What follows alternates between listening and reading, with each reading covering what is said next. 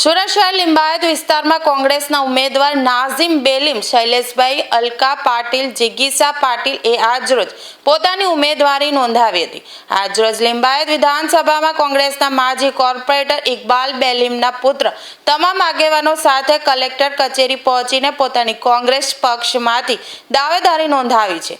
તેમજ હાલમાં જ છેલ્લા 25 વર્ષથી ભાજપમાં સક્રિય શૈલેષને પણ કોંગ્રેસે વોર્ડ નંબર 25 માંથી ટિકિટ આપીને પોતાના પક્ષમાં ઉમેદવારી આજ રોજ નોંધાવી છે, જેના કારણે વોર્ડ નંબર 25 ની લિંબાયતની પેનલ ખૂબ જ મજબૂતાઈથી ચૂંટણી જગમાં ઉતારી લેવાનું લોકો કહી રહ્યા છે। મારું નામ નાઝીમ ઇકબાલ બેલીમ છે। હું વોર્ડ નંબર 25 થી ઉમેદવારી કોંગ્રેસ પાર્ટીથી કરી છે। શું લાગી રહ્યું છે, શા માટે તમે ઉમેદવારી કરી? અમે અમારા જે કોંગ્રેસ આપણા વોર્ડ નંબર 25માં જે દારૂને અડ્ડા અને ડ્રગ્સના ઉપર જે કાર્યવાહી કરવાના છે એના માટે અમે અને અધૂરો વિકાસ પૂરો કરવા માટે કાર્યકારી કરવાના છે। હાલમાં વોર્ડ નંબર 25 ની શું પરિસ્થિતિ છે? હાલમાં વોર્ડ નંબર 25માં આપણા ભાજપના કાર્યાલયની આસપાસ દરેક દારૂના અડ્ડાઓ જોવા મળે છે।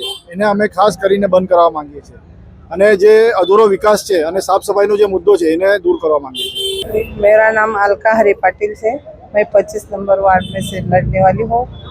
महिला पे बहुत अत्याचार चालू से और वो दारू बेचते हैं तो घर घर बहुत झगड़ा भांडन चलता है, इसलिए। મારું નામ શૈલેષ હીરાલાલ પરાગ છે। વોર્ડ નંબર 25 કોંગ્રેસ પાર્ટી તરફથી ઉમેદવાર છું। ખરેખર તો કોંગ્રેસ પાર્ટીથી ઉમેદવારી મળી બદલ સૌ પાર્ટીના જે મુખ્ય આગેવાનો છે એમનો આભાર માનું છું। બીજું એવું કહેવા માગું છું કે મારા વોર્ડમાં ખૂબ જ સમસ્યાઓ છે, ખૂબ સમસ્યાઓ છે, જેવી આરોગ્યની સમસ્યા છે, સ્કૂલોમાં સારી વ્યવસ્થા નથી।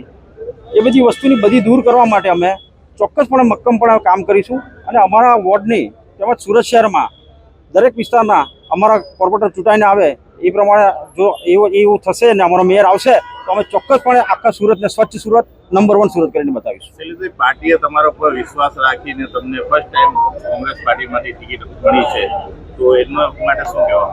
સૌપ્રથમ સૌ આગેવાનોનો ખૂબ ખૂબ આભાર માનીશ અને પાર્ટીએ જે મારા પર વિશ્વાસ રાખ્યો છે એ વિશ્વાસ ચોક્કસપણે રહેશે એની હું ખાતરી આપું છું। કેટલા સમયથી તમે ભાજપમાં સક્રિય હતા અને હાલ કોંગ્રેસમાં આવ્યા, કેટલા દિવસ?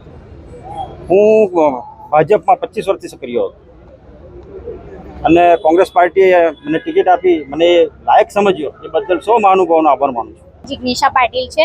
હું પહેલાં તો પાર્ટીનું થેન્ક્સ કહેવા માગું છું જેમણે મને ટિકિટ આપી અને હું એ મુદ્દાને લઈને ઉઠાવીશ કે બાળકોનું ભવિષ્ય આગળ જશે, સારી સ્કૂલ અમે ઊભી કરીશું, સારું ભણતર આપીશું અને જે બી નશાખોરી હશે એને અટકાવશું, કારણ કે આપણું જે ભારત છે એ બાળકો પર ડિપેન્ડ છે। જો બાળક સારું હશે તો આપણું ભવિષ્ય સારું થવાનું છે ભારતનું। તો હું એની પર ફોકસ કરી કે બાળકોનું ભણતરને અમે આગળ લઈ જઈશું અને હું આખી પેનલને સાથે જીતીશું। તમે આ પાર્ટીમાંથી ફર્સ્ટ ટાઈમ કોંગ્રેસમાં ઉમેદવારી નોંધાવી છે મહિલા તરીકે, કેવો રિસ્પોન્સ તો પણ મળ્યો? રિસ્પોન્સ તો બહુ સારો મળ્યો છે અને હું એવું માનીશ કે મને એ લોકો સારો હજુ પણ રિસ્પોન્સ આપશે અમારી કામગીરી જોઈને।